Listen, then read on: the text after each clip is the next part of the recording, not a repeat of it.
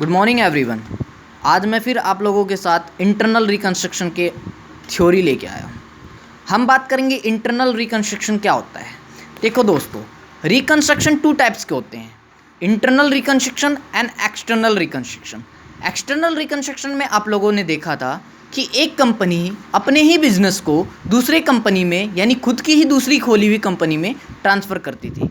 कब करती थी? जब उसके लॉसेज होते थे या फिर उस पर कोई केसेस चल रहे थे। इंटरनल रिकंस्ट्रक्शन का मतलब ये होता है, यहाँ कोई नई कंपनी नहीं खुल रही या फिर मेरी कंपनी किसी कंपनी में ट्रांसफ़र नहीं कर रहा, मैं जो एग्जिस्टिंग कंपनी होती है मेरी उसी कंपनी को मैं चलाता हूँ। यहाँ पर क्या हो रहा है, कोई नया न्यू लिक्विडेशन भी नहीं होगा। हम क्या कर रहे हैं, यहाँ पर एक छोटा सा काम करते हैं, अल्ट्रेशन और रिडक्शन करते हैं शेयर कैपिटल के अंदर।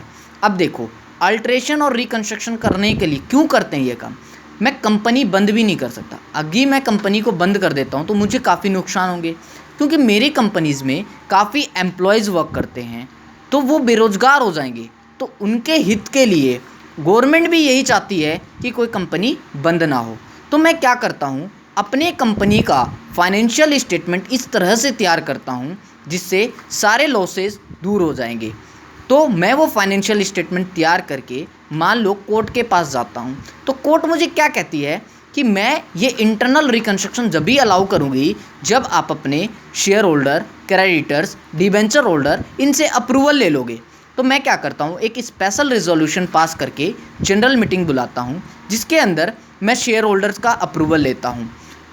मान लो शेयर होल्डर्स का अप्रूवल आ गया, क्रेडिटर्स का अप्रूवल आ गया और डिबेंचर होल्डर का अप्रूवल आ गया। इन सभी अप्रूवल्स लेने के बाद मैं क्या करता हूँ, जो रिजोल्यूशन पास किया, जनरल मीटिंग किया, उसका एक कॉपी रजिस्ट्रार को भेजता हूँ। ठीक है, फिर अप्रूवल लेने के बाद मैं कोर्ट पे एक पिटीशन डालूंगा कि that I have obtain approval of all share holders, debenture holder and creditors.